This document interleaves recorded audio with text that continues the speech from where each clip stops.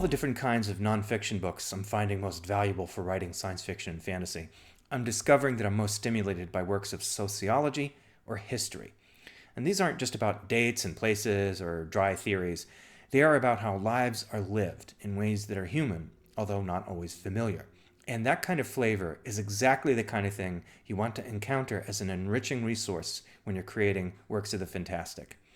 One of the sociologists that I've talked before about on this channel is Eric Hoffer, and I discussed his work previously, The True Believer, which was about the character of mass movements, about how they are made and about the people who join them. Today I'm talking about another book of his called The Ordeal of Change, and this was compiled some years after The True Believer from essays written in the interim.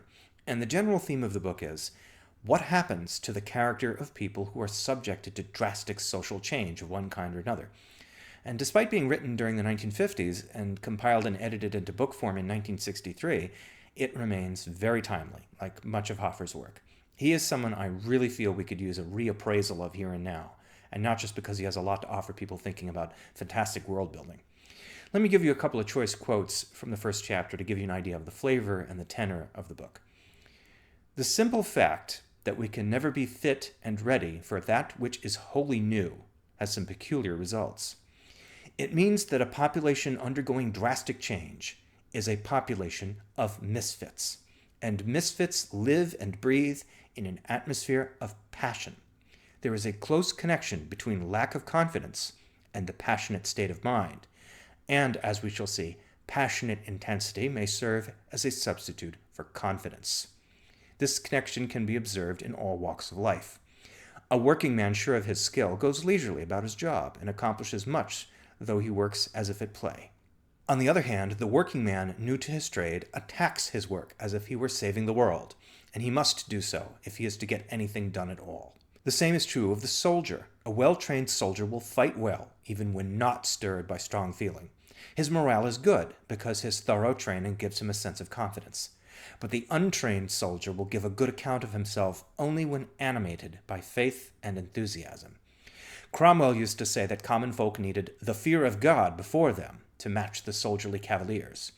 Faith, enthusiasm, and passionate intensity in general are substitutes for the self-confidence born of experience and the possession of skill.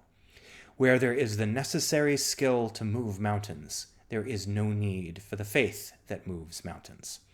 And this is an echo of some of the things that Hoffer wrote about in The True Believer as well, that mass movements are often sustained by this kind of passionate intensity that substitutes for, a low-level, sustainable degree of livability. And he goes into much more detail about how this kind of passionate intensity will mold and shape populations as a response to drastic changes either from outside or inside. So some more quotes for you from chapter 1. As I said, a population subjected to drastic change is a population of misfits, unbalanced, explosive, and hungry for action. Action is the most obvious way by which to gain confidence and prove our worth, and it is also a reaction against loss of balance, a swinging and flailing of the arms to regain one's balance and keep afloat. Thus, drastic change is one of the agencies which releases man's energies, but certain conditions have to be present if the shock of the change is to turn people into effective men of action. There must be an abundance of opportunities, and there must be a tradition of self-reliance. Given these conditions, a population subjected to drastic change will plunge into an orgy of action. So one of the things that he's pointing out is that passion cannot be artificially sustained, because after a while it just curdles into mania and fanaticism.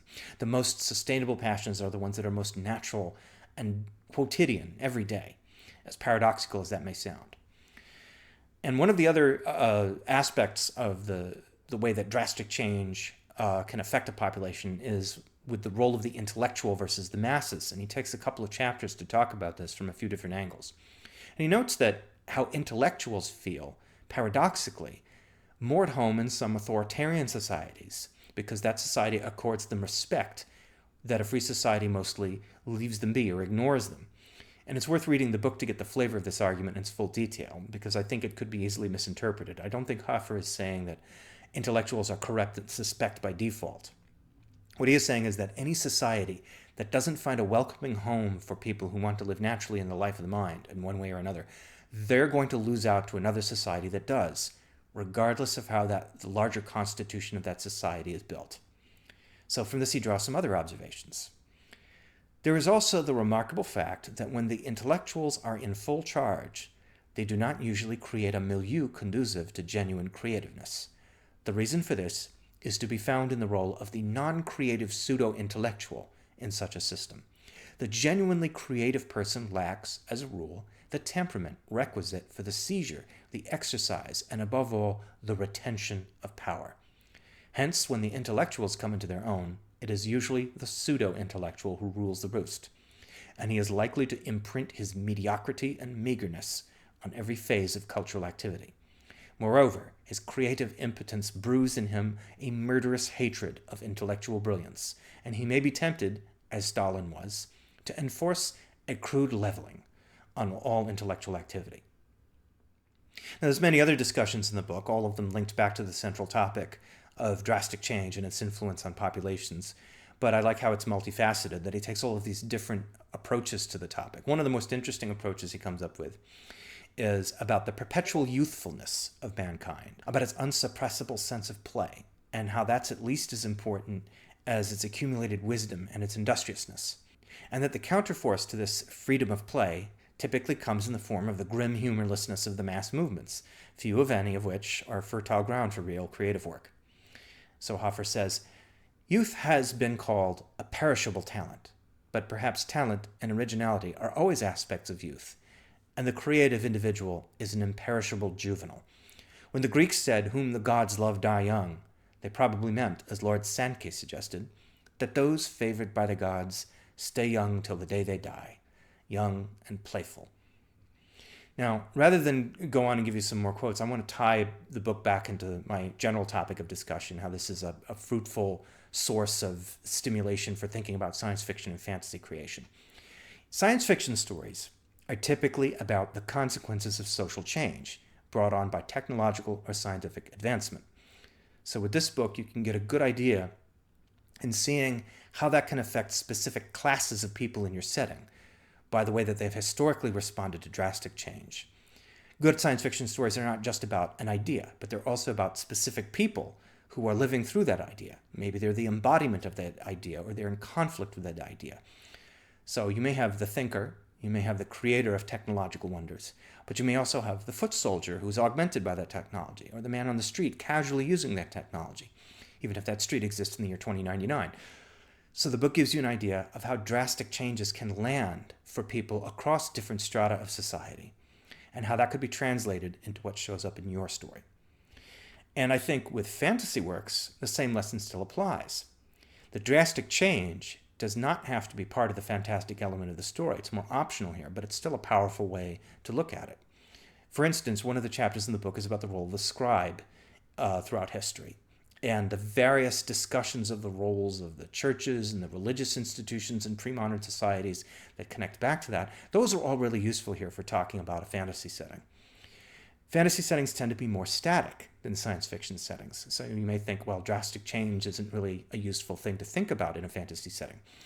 But that doesn't mean that change never happens. And it also means that when change does happen, it can register with tremendous shock. It may not be evenly distributed, for instance, or what to us would seem like a minor and fleeting change has cataclysmic local consequences for the people in this story. So if you have characters from different walks of life, you have someone from the bottom, as in Cyberpunk, or somebody from the higher rungs, they're going to have their sentiments about their society and the changes that are taking place in the society, shaped very differently by their role in it, by their interactions with others in different roles, and how society receives them generally.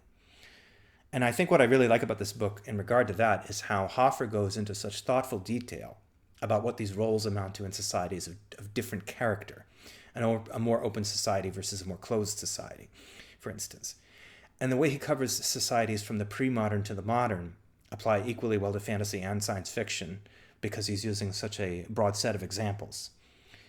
And what makes Hoffer so valuable for thinking about the character of people at scale in your fantastic setting, I think that also comes from him being a relatively unusual figure amongst thinkers of his kind, because he was not an ivory tower guy. He willfully spent his life amongst working men. He taught a couple of days a week, but he earned most of his pay as a longshoreman in California, and he spent much of his life doing itinerant work of one kind or another. So his boots on the ground perspective is a good way to get a sense for what people from all walks of life, high and low, can be like in a given setting. What's going to drive them, what hems them in, what elevates them, what frustrates them, what they aspire to, what they retract from. Reading his work makes it easier to imagine specific details about specific people in specific strata of life. And the whole reason works of the fantastic have their power, why all fiction does really, is because it revolves around specifics. It shows us someone through whom we're going to have the experience of the other world that they live in, however strange that world is. Now, Hoffer has a number of other books, and they've all only recently been returned to print, so I'm making a point of picking up the others and talking about them as I go through them. He's fast becoming one of those folks that I can't help but point to as a good starting resource for people who want to take higher order ideas about society and civilization and progress and work that into the world building that they're doing. And The Ordeal of Change definitely belongs on that list. It's available digitally and in a reprint edition that's basically print on demand. However you want to get it, I recommend it. Check it out. See what you think.